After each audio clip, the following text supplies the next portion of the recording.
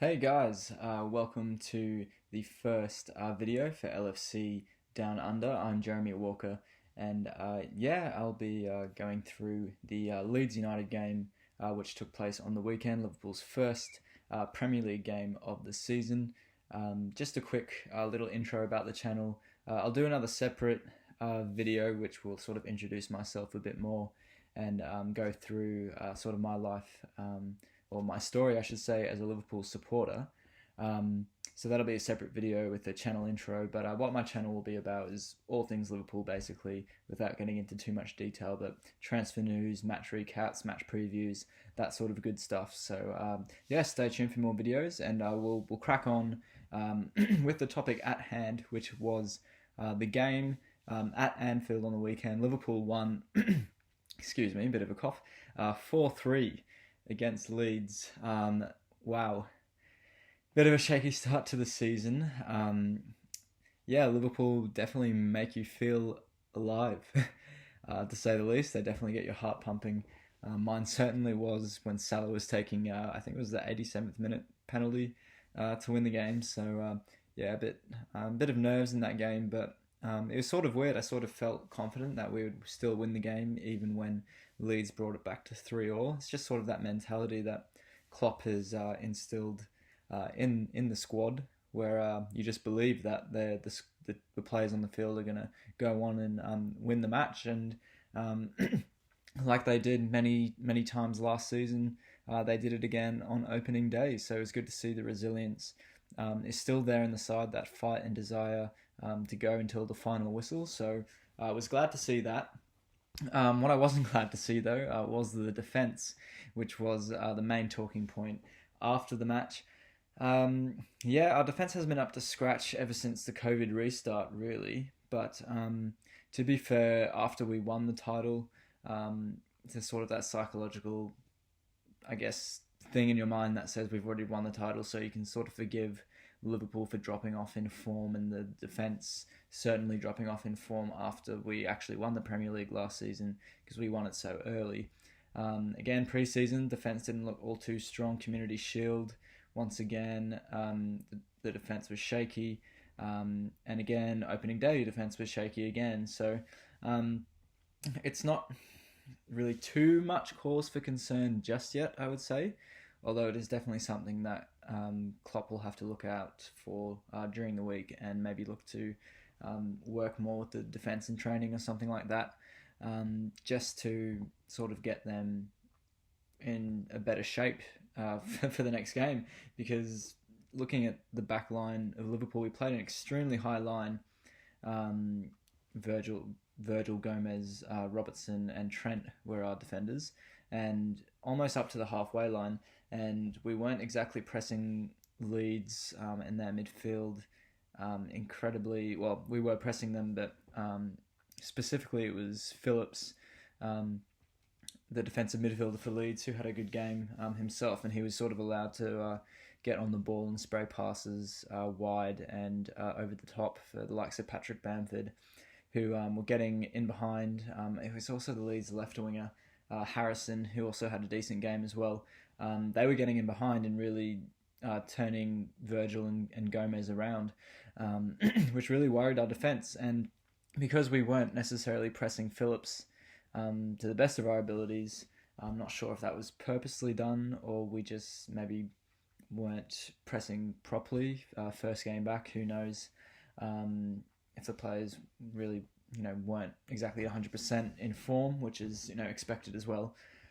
But just all those. Sorry, I just lost my thought a bit there. But we weren't pressing Phillips, the defensive midfielder, like we normally would in other games, and that allowed him to get on the ball, play it over the top, and our defence was in that high line, so we were always chasing after the long balls over the top, and that's how Leeds created most of their chances as well. So I thought that maybe mid-game the players would have realised or fixed it after a couple of balls over the top, maybe drop off a bit and defend a bit deeper if we weren't pressing Leeds as much. But we continued to play that high line that Leeds kept getting in behind.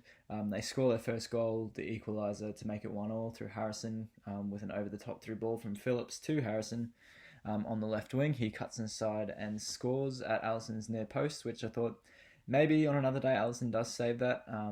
Again, first game back, we can forgive him for not saving that, but it's a save that he would probably usually make. So, another one of the goals. The game was a few days ago. I'm a bit late in posting my post-match preview, but Trent sort of dropped off. I think he sort of recognised that our line was a bit too high and Leeds were getting balls over the top and turning our defenders around. But Trent was the only one who dropped off, and Virgil, Gomez and Robertson were still holding their high line. So then that was also another reason I think one of the goals Trent was a bit at fault for. The goal sort of escapes me, but I do remember Trent sort of dropping off a bit to give himself a few yards to catch up with Harrison, I think it was, on the left wing. So, yeah, just that lack of communication a bit in the defence today. I think it's something that Liverpool, we know how good our defence can be. We had the best defensive record last season, so it's something that I'm sure Klopp will put right in the next few weeks at least. So I'm not overly worried about the defence. I'm just relieved more than anything that we got the 3 points. Leeds, we can't really take much away from them either. They played a fantastic game. Their first game back in the Premier League for, 15 years, 17 years, something like that. So, they played extremely well, and take nothing away from them. They pass the ball, they keep the ball ever so well, and I think they'll have no trouble staying up in the Premier League this season. Scored 3 great goals too, and the defence, obviously, they concede 4 goals, but then you look at it from a Leeds perspective, the goals they concede, 2 are penalties. The first penalty, you can say they're probably a bit unlucky. It's definitely a penalty. There's no doubt about it. The defender's arm was out, and it clearly hits his arm from Salah's shot, which he tried to bend into the far corner. But you can say it's a bit unlucky. The defender doesn't really have much time to react to it. Salah's shot was very powerful. So that's one unlucky goal. You have another penalty. Rodrigo gets subbed on in the second half for Patrick Bamford. And he's sort of defending in the box, and Rodrigo is a striker who probably, doesn't practice his defending all too much, and if you could tell by his challenge against Fabinho, he was incredibly late and brings him down in the penalty box, clear penalty, and Leeds concede another goal through a Salah penalty, and then another one of the goals, Salah scores an absolute banger inside the box. We had a free kick. Leeds don't. They failed to clear the ball outside of the area. Salah picks it up, one touch. It sits up perfectly for him, and he sort of outside or with his laces just absolutely lashes it into the top right corner. The goalkeeper, no chance. So couldn't do much about Salah's goal there. Maybe defending the set piece a bit better for them. But other than that, Leeds did showcase all of their qualities, and I'm sure that they'll be aiming to finish in the top half of the table even this season. That's how good they can be. I mean, people are putting a lot of pressure on them by saying they can really, they should comfortably stay in the Premier League, even, be in that top half of the table. So we'll see how they deal with that pressure. It's something that they obviously, haven't dealt with specifically before in the Premier League, or this certain group of players at least. They did deal with obviously the stresses of the Championship, and they play more of a passing game, and the Championship, as we know, is a very physical sort of style of football. So I think the Premier League actually suits Leeds more in terms of their style of play. So I think that they'll be comfortable in at least staying up in the Premier League this season. But enough about Leeds. Back on to the mighty Reds. We got there in the end. 3 points is sort of like, you want to be just getting the points on the board in this early part of the season. Really, form, of course, it matters going into the season, but especially with the COVID break, last season ending only, about a month ago or so, you just want to be getting the points on the board in this early part of the season, and that's what we've gone and done. So Yeah, last season Liverpool we didn't we started finely, but really we grounded out. Sorry, let me get my words again. I apologize. The league we sort of won it between sort of December and say February, where we were just absolutely rolling on. Our form was really good. We I remember that game against Leicester City at the King Power Stadium after we just flown back from Qatar within like 48 hours, and we go and win there 4-0. That's when we were really getting our groove going. I think we beat United in that period 2-0 at Anfield, then 2, where we put on a dominant display. So really, I think this Liverpool squad just needs a bit more time to get their mojo back. And in the meantime, we still have the ability to grind out results, as we showed last season towards the back end of the campaign and towards the start of last season as well. And I'm more than happy if we're just getting the points on the board. I think it's going to be another one of those seasons where you want to get the points on the board early, especially since City will be fired up and really wanting to hit back this season and grab the title back from Liverpool. So very important, get the points on the board early, and we go from there. That's what we did last season. We just kept winning and winning at the start of the season, and City were under pressure right from the get-go, and that's what we need to do again this season. I don't think we'll reach the heights of 99 points again this season. It'll be a big ask for the Liverpool squad to, 2017-18, we got 97 points in the league, and then 2018-19 it was 99 points in the league. So a third season in a row hitting that 97, 98, 99 points mark will be a massive ask, but I wouldn't put it past Jurgen Klopp's Reds. We've just been so bloody consistent over the last few seasons that they can probably go and do this again, but they haven't necessarily showed the signs in their form as of yet that they would go and do that again. But I think that we're definitely going to be in the title race this season, which is a good thing as well. I've heard many people saying that is it going to be a worry for Liverpool not to win this league title? There's lots of talk about we need to go back to back. We need to try our best to retain this, and there's a bit of pressure coming. There's always pressure with Liverpool trying to go for the title in this day and age, rightly so.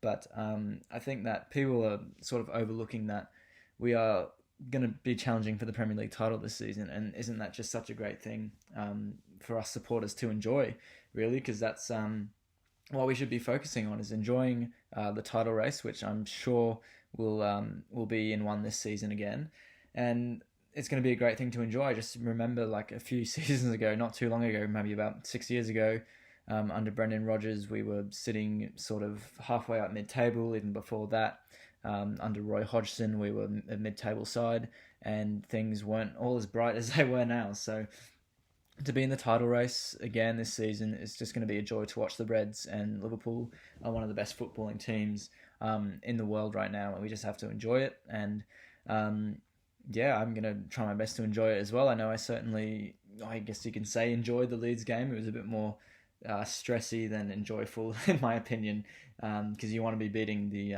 team that's just newly promoted on the first day of the season. You just want to be, you can't drop those sort of points in a title race, especially with the competitors like Man City, who are just going to relentlessly push you all season. It was back to the Leeds game. Sort of went on a bit of a tangent there. Mohamed Salah hat-trick on opening day. Golden Boot race. People have sort of left him out of those talks. All the pundits, or not all the pundits, but lots of the pundits from various news sources were saying, obviously the likes of Aubameyang, Vardy, Harry Kane, always in the mix for the Golden Boot, but they weren't really talking about Mohamed Salah, who sort of flew under the radar a bit. I mean, he's still, last season, it was 19 goals in the Premier League, I think it was for him. Wasn't like his best returns from past seasons where he broke the record, scoring 32 goals in the 2017-18 season. Um, but yeah, I just realized that I mixed up the points tallies just before. It was actually 2018-19 we got 97 points, and 19-20 that we got 99 and won the league. But moving on from that, um, yeah, I think that Salah definitely should be considered in the Golden Boot race. Even though we've seen last season he didn't necessarily play incredibly well in some matches, but he still scores you goals. His touch in quite a few games last season was a bit off. He wasn't necessarily, playing. I don't want to as part of the team. And that sounds a bit funny because obviously he's an integral part of our team, and he's a team player. But he's not. He wasn't exactly like a team player like you would consider Roberto Firmino to be, who links up the play and is really integral to our passing movements and pressing off the ball. But Salah sort of showed that side a bit more against Leeds on the weekend, and he was linking up the play down the right with Alexander-Arnold. He was coming inside, playing 1-2s with Roberto Firmino. We saw in the second half, Liverpool had a counter attack. I think it was off a set piece for Leeds or a corner. I can't remember. But Salah and Mane were playing 1-2s all up and down the pitch. Not up and down the pitch, up the pitch on our counter attack, and probably should have resulted in a goal. But yeah, it was just great to see Salah, playing well, linking up with teammates around him, and he looked to be in great touch. And I think, yeah, he is going to be scoring a lot of goals for us again this season. The front three, we weren't exactly clinical on the weekend, even though we did score 4 goals, 2 were penalties. Roberto Firmino's finishing was a bit off. People complaining he's not your goal-scoring striker, which he really isn't. He's more of your false number 9, who again drops back, links the play up, and creates the space for Salah and Mane to run into in front of him. But yeah, he definitely, I think, needs to maybe work on his shooting in the training ground a bit. He's obviously working on it in the training ground, but maybe putting in a bit of extra work on the training ground won't hurt, because he was a bit off with his finishing on the weekend, and it's definitely something that Liverpool fans have sort of been complaining about a bit. I know that there was talks of Timo Werner coming to the club earlier in the year. Obviously, he's signed for Chelsea now. Timo Werner could have been a great addition to our squad. Certainly, at least a backup for Roberto Firmino. Werner is more of a goal scorer than Firmino, and would maybe push the front three and give them a bit more competition. And also, in case one of the front three gets injured, even though they've had a great injury record over the past few years, Klopp certainly works them very hard in terms of their pressing. And over the last few seasons, our pressing has been relentless, and those players are at high injury risk at that intensity, especially back-to-back seasons, playing in Klopp's gegenpressing sort of way. Even though against sort of the lesser teams we don't press as hard because we have more possession of the ball nowadays. But it definitely would have been nice to sign another striker or a member of or an attacking player that could slot in for one of the front three if one of them does potentially get injured. Ismail Sarr from Watford was in talks, or not in talks, but that was a rumour as well. A pacey winger who could have replaced one of the front three. Even if Firmino gets injured, Sarr can slot in, go on the right wing. We've seen Mane play the centre forward position before. We've seen Salah play the centre forward position before. They're all interchangeable. And it just would have been nice, maybe to add someone new in that position, or certainly to back the front three up. There still is time in the transfer market. Do I think Liverpool will sign a backup player, backup attacker? Probably not. But still the likes of Xherdan Shaqiri, although half the time Liverpool supporters were wondering if he's still alive. Is he even... I don't know, but he hasn't had the best of luck with injuries either, to be fair to him. It would have been nice to see a bit more of him throughout his Liverpool career so far. Oxlade-Chamberlain can go in the front three as well, although he is sort of preferred more in midfield. I definitely think he plays better in the midfield. I sort of gone off on another tangent as well. But yeah, Salah had a great game against Leeds. Hat-trick, had him as my fantasy Premier League captain, got me 40 points, so I was very pleased with that. Other than that, Joe Gomez got a lot of criticism after the game, which I thought was a bit unfair. People were saying that Joel Matip should start the next match over him. I don't necessarily think that just yet. I think the players are still warming into the season, so you give him another chance, I would think. Virgil van Dijk and Joe Gomez have been such a strong partnership for us, and I think that going into the next game, they should get another chance for that partnership to stay strong. Joe Gomez didn't play all too badly. I think it was a whole defense and a whole setup was not quite right. As I said, we played that high line, which didn't really work out for us. And I think that Henderson had a decent game as well. He only played 60 minutes because of his injury earlier at the end of last season, which carried on into preseason as well. People were saying if Fabinho started, maybe that would have changed the game a bit, give us some more stability with our defense. Obviously, we know he's so good at intercepting passes and shutting down attacking plays and counterattacks. So maybe that could have, in hindsight is a wonderful thing. Maybe that could have helped us a bit. Who knows? But with Henderson back at full fitness and Fabinho in the side as well, I think that definitely strengthens our defence, no doubt. So I think once Fabinho gets back into the side, plays in that defensive midfielder role with Henderson just ahead of him, Keita, Wijnaldum, partnering Henderson just ahead of Fabinho, I think we'll be fine in terms of defending a bit better in games to come.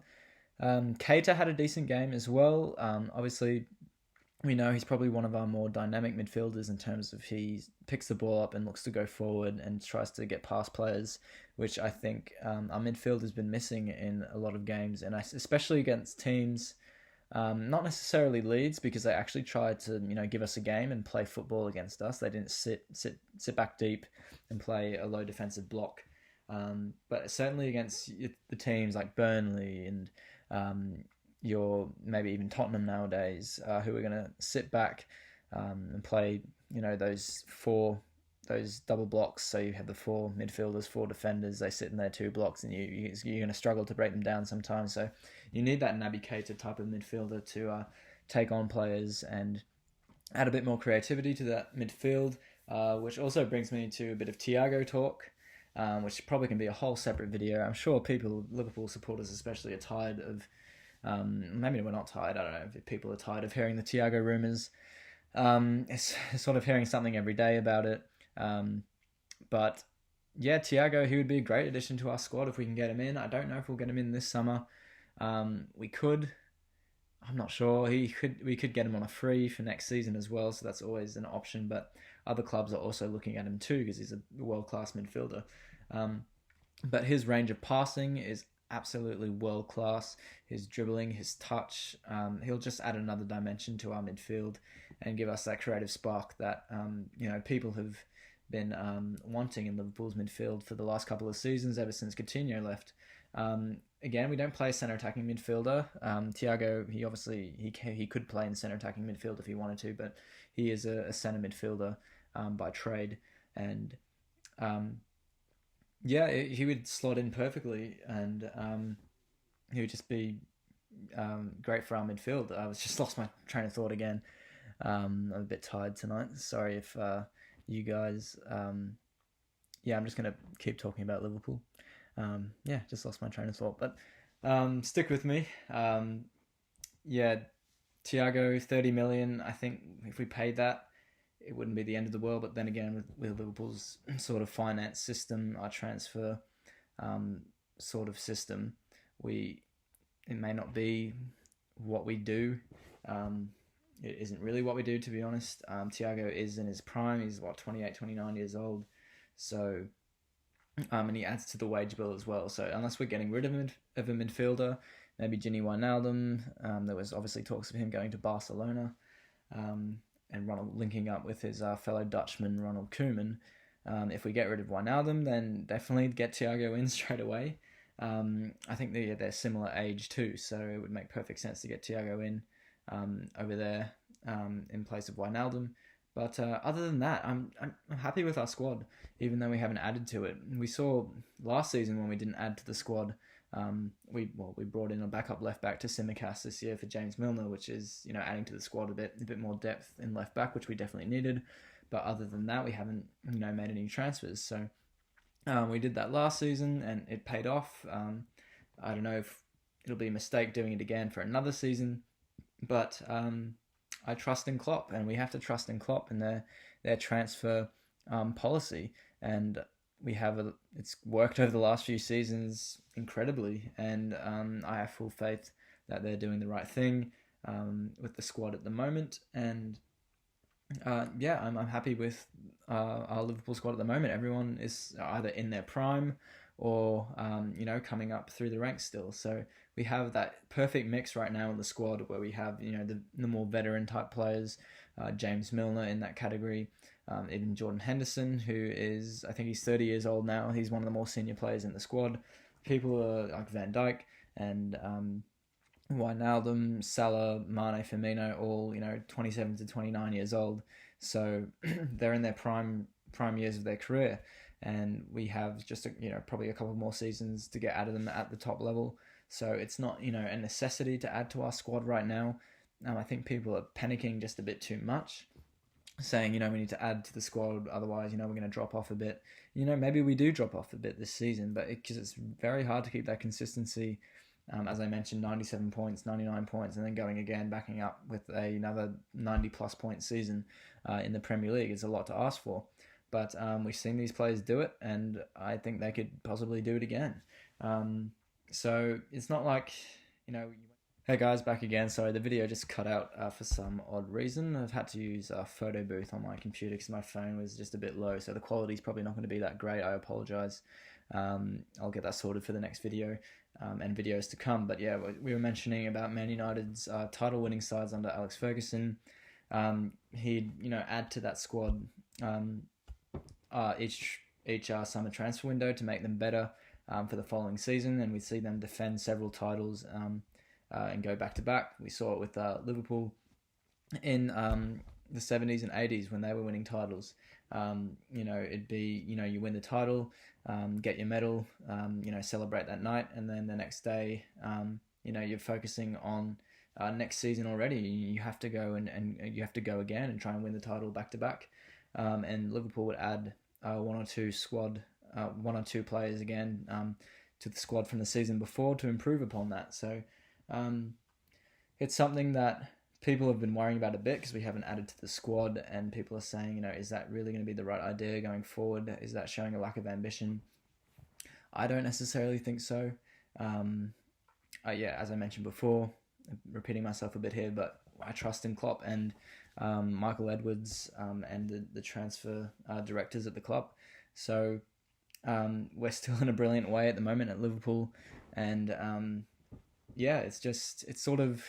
we're in a great position to say that we need to add to the squad and add a few more squad players here and there, even though we already have those type of players in the squad, like your Alex Oxlade-Chamberlains, excuse me, to Simicast. We got Shaqiri, Origi. These are still top quality players that have been with the squad for a while, and we just got Minamino into in January, and he's still gelling in and will feel sort of like a new signing as well. He looks in great touch from his preseason matches and training. What I've seen from training videos, obviously you can't read too much into preseason and preseason training because that's what it is. It's just preseason and friendly matches, and it's a completely different kettle of fish come the actual season. But I think the squad is still fine. The harmony in the squad is still great, and if we don't necessarily add to that or mess with that, I think the squad won't go stale yet. I don't think Klopp will let this Liverpool squad go stale because, as I mentioned before, our players are still in the prime years of their career and they'll be wanting to win titles. And we've seen their mentality over the last few seasons. They're still hungry for more, and Klopp has instilled that into the whole club. And I have no doubt that will push far this season in European competition and the Premier League, and maybe even add an FA Cup or something along the lines of the League Cup, which we haven't won for quite some time yet. So that would be maybe a nice cherry on top of the cake if we do win the league title or Champions League this campaign. But yeah, the mentality in the squad still strong. We saw, after we lost the Champions League final in 2017-18, we bounced right back, and after we won the Champions League in 2018-19, we bounce back again and go and win the league the following season. And just, the consistency is just immaculate in that squad, and I don't see anything dropping off anytime soon because the competition in the squad is still there. The midfield competition is still crazy. We have so many midfielders, and we're still trying to sign for Thiago as well. You got Fabinho, you got Milner, you have Henderson, Keita, Wijnaldum. You even have Curtis Jones as well, who's fighting for a spot in the first team. Obviously, he makes a substitute appearance against Leeds on the weekend. So there's still lots of squad depth there, and even Curtis Jones can feel like a new signing coming into this season. Looks like he's sort of bulked up a bit as well. Put on a bit more muscle during the COVID break in the off season. So he's it looks to me that he's sort of getting in that mindset of I really want to push and try and find my spot in this Liverpool first team.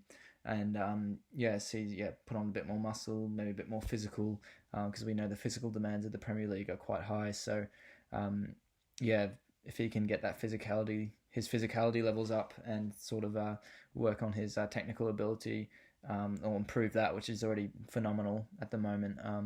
I think that Curtis Jones, can, like Trent Alexander-Arnold did when he was younger, push his way into the first team. So that makes signing Thiago maybe not as much of a priority as some Liverpool supporters think. So it's still 4-3 to Leeds. Not exactly what we wanted. Obviously, conceding 3 goals to a newly promoted side isn't fantastic. But I don't think it's exactly a massive cause for concern just yet. I think Klopp knows he has to address the defensive situation, and we know just how good our Liverpool defence can be. And obviously Virgil van Dijk had a bit of an off game and hasn't been up to scratch in the last few months. But we know just how good he is as well. What was he, runner-up for the Ballon d'Or, or came third for it? I can't remember, but he is absolutely world-class, and he knows exactly what he has to do to fix his mistakes. What was his mistake? He tried to sort of outside the foot clear it for maybe trying to find a pass to Robertson or Mane on the left wing instead of just clearing the ball. He's a world-class defender. He's going to try world-class things like that and try and do that outside the foot clearance to try and find a pass. We've seen him do it before. And eventually that mistake is going to happen. Even the best players in the world make mistakes. And I think, he's more than allowed to make a mistake every so often, not maybe Lovren often. But, I think, sorry, Dejan, for throwing you under the bus there a bit. But, and Dejan Lovren, maybe we'll miss him a bit this season. Obviously, we're a bit short in centre-backs, I think, at the moment, which I guess sort of goes against what I was just saying, which I think we have enough squad depth as it is. But we have, just Joel Matip as a backup for Joe Gomez and Virgil van Dijk. And we've seen Gomez pick up injuries and Matip pick up injuries throughout the last few campaigns. So it probably a bit worrying there. But also Fabinho can drop back into centre-back, not the most ideal thing in the world. But we also have Nat Phillips, who has had a decent pre-season. I think he was just on loan. I forgot where he was on loan. It could have been Coventry. I'm not 100% sure on that one. Maybe it was Notts County before that. But he's on loan the last couple of seasons, and it looks like he's developed quite nicely and is a bit more mature about his game. And he looks calm on the ball as well, and calm defending, and who wouldn't be calm defending right next to Virgil van Dijk? So even if Matip and Gomez do sustain injuries, I wouldn't think it's the end of the world necessarily to drop Fabinho back into centre-back or play Nat Phillips in a few games. It'll be a testing season, no doubt about it. I was just going to check the topics I had planned for this video. We've covered everything pretty much. So let me get back to photo booth. Apologies. Looking forward to the next game. We travel to Stamford Bridge, is it? Let me double check that. Gosh. Liverpool fixtures. It's Chelsea or Arsenal. I'm pretty sure it's Chelsea. But Yes, we go to Stamford Bridge. It'll be Monday morning, Australian time, 1:30 a.m. You know, I'm just used to it anyway, waking up those odd times watching all the Liverpool games, so won't be too much of an issue for me, especially being such a big game as well against Chelsea already this season, playing against all their new signings, which will be interesting to see how they gel this season. But yeah, if you made it this far, thank you for listening. Thank you for watching. Obviously, I've got this video on YouTube, and I'm going to be uploading to Apple Podcasts and maybe Spotify as well, just various podcast platforms, hopefully, but definitely Apple Podcasts. And yeah, so if you made it this far, please subscribe, please give us a like. More Liverpool videos to come. Obviously, I'm based in Sydney, Australia, so yeah, I don't know, just maybe I guess I can show you guys what it's like being a Liverpool supporter down under. Obviously, the channel's called LFC Down Under, so you'll get an insight what life is like being a Liverpool supporter in Australia. And it's actually, yeah, it's with hopefully COVID sort of, what was the word? Diminishing. I guess I can use that. Hopefully, COVID is diminishing as we speak, and there's a Liverpool New South Wales supporters group that gets together in Sydney and watches some of the games at a bar in Sydney, and it'll be great to get that atmosphere, especially at some of the big games. So hopefully I can get some footage there and go to some of the games, hopefully later in the season, if COVID permits, and showcase the great passion that there is for Liverpool FC Down Under. And yeah, thanks guys for watching. Intro video and my Liverpool supporter story is coming out soon as well, just to give you maybe a bit of context about me and how I came to support the Mighty Reds. And yeah, thanks for tuning in, and get ready for some more videos on LFC Down Under. Catch you guys later.